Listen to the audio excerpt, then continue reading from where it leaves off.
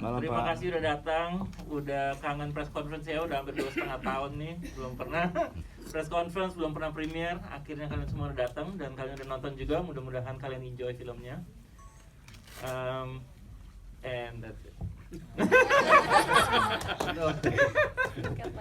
Mereka saya ingat banget Pak Rocky karena memang waktu ini juga film tertunda juga ya waktu itu. Dan kebetulan juga memang waktu itu yang memandu acara juga saya waktu tahun 2020. Dan ini ngomongin soal film The Doll 3 kan memang tertahan karena kita juga tahu situasinya karena pandemi gitu. Dan saya juga pengen tahu sebenarnya sebelum nanti juga teman-teman nanya dari para cast, Jessica Mila, Mas Rendy Gisel, Wingky Wirawan, Mas Ayu dan juga Zizi gitu. Perasaannya gimana akhirnya nih setelah 2 tahun, kurang lebih 2 tahun akhirnya The Doll 3 juga akhirnya tayang nanti secara seluruh di Indonesia, di bioskop Indonesia tanggal 26. Tapi untuk malam ini perasaannya gimana setelah tertahan 2 tahun nih film? Mungkin dari Jessica Mila dulu mungkin. Yang pasti perasaannya lega banget. Puji Tuhan akhirnya tayang juga setelah ditunggu-tunggu sekian lama. Dan seneng, excited banget pastinya karena ini juga film yang menurut aku sangat challenging. Pertama kalinya harus beradegan sama boneka dan bonekanya juga animatronics yang pertama kali juga ada di Indonesia gitu. Jadi banyak banget hal-hal yang sangat menantang dan seru sih pastinya. Oke, itu untuk pendekatannya secara acting bersama boneka gimana itu Jessica Mila? Maksudnya apa treatment yang memang ada treatment khusus? Apa setiap harinya sering-sering ngobrol sama boneka yang memang sebenarnya nggak bisa jawab gitu, gimana? Bisa cerita sedikit? Jadi karena di sini ceritanya boneka itu adalah Gian atau adik dari Tara, jadi aku tuh harus ngomong sama boneka itu, aku harus melihat dia, sayang sama dia sama kayak aku sayang sama Gian gitu. Okay. Jadi emang agak-agak kena juga tuh kayaknya otaknya Tara ya. Ya karena dia udah saking stresnya, sangat depresi, sangat rindu sama adiknya. Jadi ya itulah yang dia lakukan akhirnya. Oke. Dan kebetulan juga sekarang Bobby-nya juga ada di situ. Iya. Bobby baik-baik, jangan aneh-aneh ya. Bobby ngomong sedikit. Dan mungkin selanjutnya ke Mas Wingky gimana setelah tertahan 2 tahun filmnya? Ya, alhamdulillah akhirnya sebelumnya terima kasih teman-teman ya sudah menonton, semoga suka. Perasaannya sangat tidak sabar karena sejujurnya kami pun juga belum nonton full ya gitu. Jadi penasaran sekali dengan editan-editan dan juga director's cut-nya Pak Rocky gitu. Gue rasa kayaknya sih dramanya akan kental sekali dan juga banyak sekali adegan-adegan yang cukup sadis ya gitu. Iya. Oke, selanjutnya mungkin Mbak Mas Ayu, gimana perasaan? Selamat malam semuanya. Malam, Kak. Ya, yang pasti seneng banget ya gitu karena ini juga pertama kali project aku bareng sama Pak Rocky dan ini juga di final chapter ya dari The Doll. Yang pasti happy banget, mudah-mudahan filmnya disukai, terus banyak yang nonton dan kalian semua happy. Amin. Oke, terima kasih. Nah, ini juga ada Montserrat Giselle dan juga Zizi Zidan yang mana kita juga pengen tahu 2 tahun lalu tuh sebesar ini nggak sih tubuhnya sebenarnya? Karena lumayan lama juga waktu itu, karena saya juga tadi sempat nonton juga ada beberapa, kayaknya sih ya perasaan tuh kayaknya ada sedikit perbedaan. Dan juga saya pengen nanya sama Pak Rocky, sebenarnya ada berapa boneka sih yang digunakan di Jujur, OTT nggak bisa di-compare ke perfilmannya. Film itu adalah sesuatu yang tidak bisa diganti. Itu sebuah experience yang semuanya itu pergi bareng, menonton di big screen dengan Dolby. Itu nggak akan pernah bisa diganti dengan OTT, yaitu yang screen kecil dan stereonya ya begitu-begitu aja. Dan yang kedua, menurut saya film dan OTT adalah 2 hal yang beda, yang memang film ini khusus dibuat untuk bioskop. Nah, sementara untuk OTT ada juga format-format TV series atau apa yang memang dibikin khusus buat itu. Kalau menurut saya melihat animo bioskop sekarang ini lebih baik daripada sebelum COVID.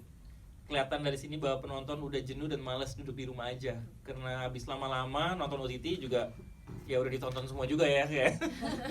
saya di Netflix apa udah nonton semua ya udah. Karena waktunya kembali ke bioskop nonton sesuatu yang nggak akan pernah bisa didapat di small screen. Dan memang kita syuting ini dengan lensa dan kamera yang memang khusus buat di bioskop. Dan dengan Dolby dan lain sebagainya yang bisa membuat kita terasa emosi yang nggak akan kita dapat di rumah ya, yang misalnya kita bisa pause ke kamar mandi dulu lah, apalah, atau ambil makanan. Nah ya udah itu fun aja, tapi lebih cocok buat memang yang khusus dibuat buat itu. Dan ini khusus dibuat buat big screen. Oke, selanjutnya mungkin Jessica Mila. Iya. Terima kasih Mbak untuk pertanyaannya.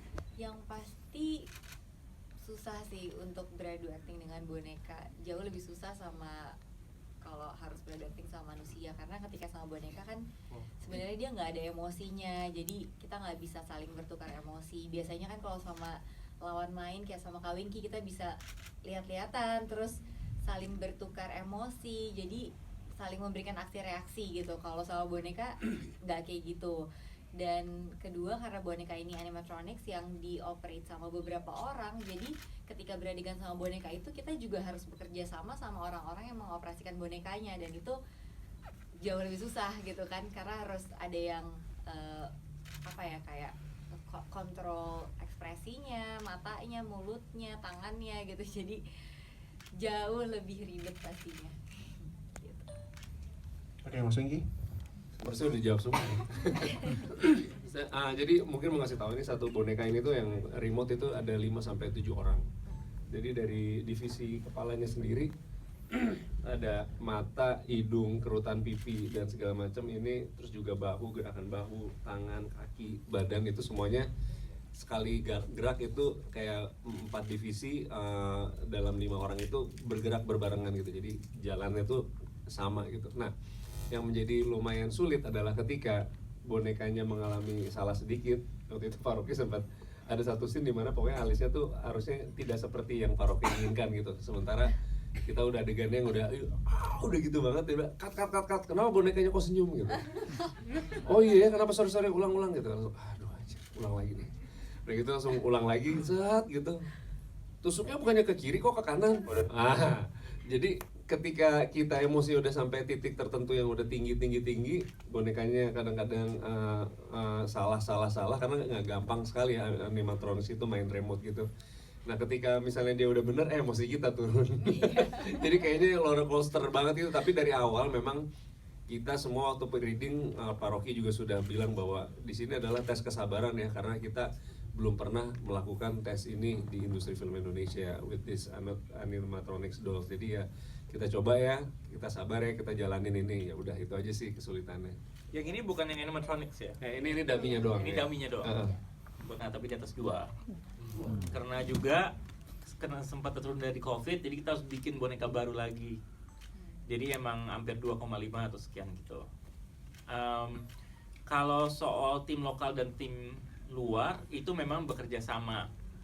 Kita ada animatronics team yang memang expert dari sana yang datang ke sini untuk bekerja sama dengan orang-orang di Bali, dan juga dari tim Switzerland untuk membuat boneka ini dan juga untuk menjalankan. Tapi itu bercampur dengan orang di Bali juga.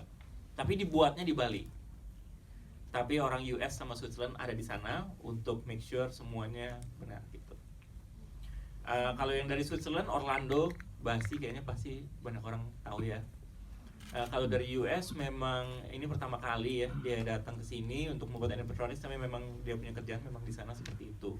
Dan di tim Bali itu adalah timnya Orlando Basti sendiri. Kemudian pemasaran di luar untuk Asia?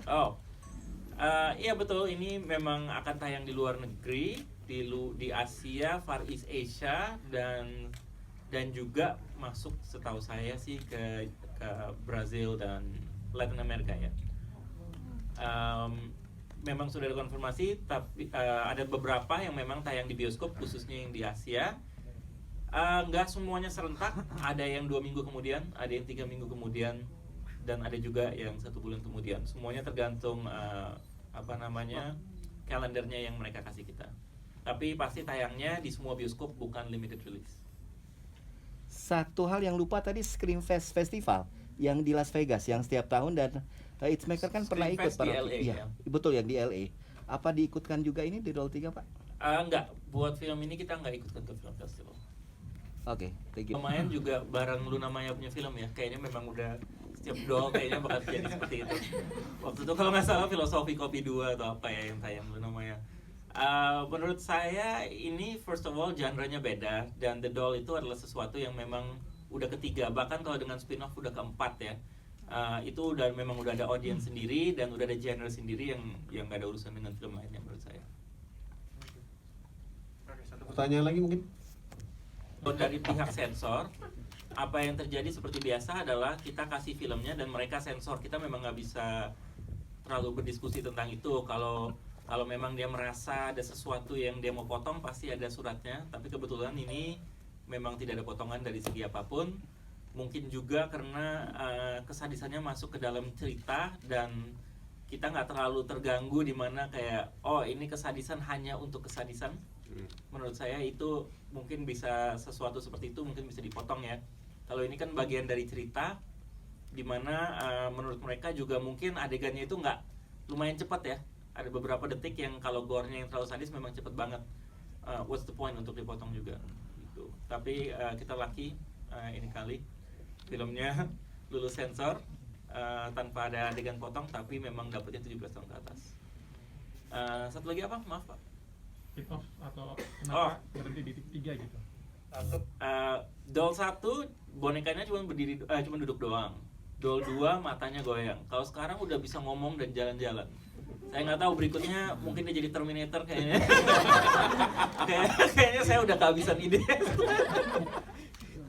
Thank you. Kanan mana ya itu? Itu di BSD. Di BSD. 3 hari karena 2 hari hujan itu berat. Itu memang kita tutup jalannya khusus buat itu dari dari setiap sisi memang kita udah minta izin dulu dengan polisi dan lain sebagainya. Ketika kita syuting itu emang susah karena 3 orang masuk rumah sakit hari itu. Masuk rumah sakit Beneran, karena ketika tabrak mobil itu stuntman-nya yang menyetir, yang stuntman-nya Winky, dia masuk rumah sakit. Terus yang kedua, yang mobilnya yang kena tabrak, itu orangnya masuk rumah sakit. Terus yang ketiga, Mental. pas mobilnya terbalik, itu pintunya itu terbang. Dan terbangnya ke DOP, jarinya putus. Astaga. Which is Sidiki. Sedikit dua-dua aja. Aduh, saya harus sampaikan belasungkawa sama dia. Jadi emang itu nggak gampang, banyak banget yang kesusahan yang itu terjadi ya. Kita nggak tahu juga bagaimana itu pintunya bisa terbang, tapi ya begitulah. Kalau karena di Indonesia jarang ya buat film action, jadi mungkin buat ini kita pelajaran buat safety-nya buat berikutnya dan lain sebagainya. Kalau in terms of penonton, saya nggak pernah prediksi penonton ya, kayak mudah-mudahan yang terbaik aja, yang bagus. Dan kita tayang di kalau nggak salah hampir 300 bioskop di hari pertama, itu termasuk semua. Ya mudah-mudahan di tanggal merah itu semuanya lancar-lancar dan display penonton. Amin. Amin, amin.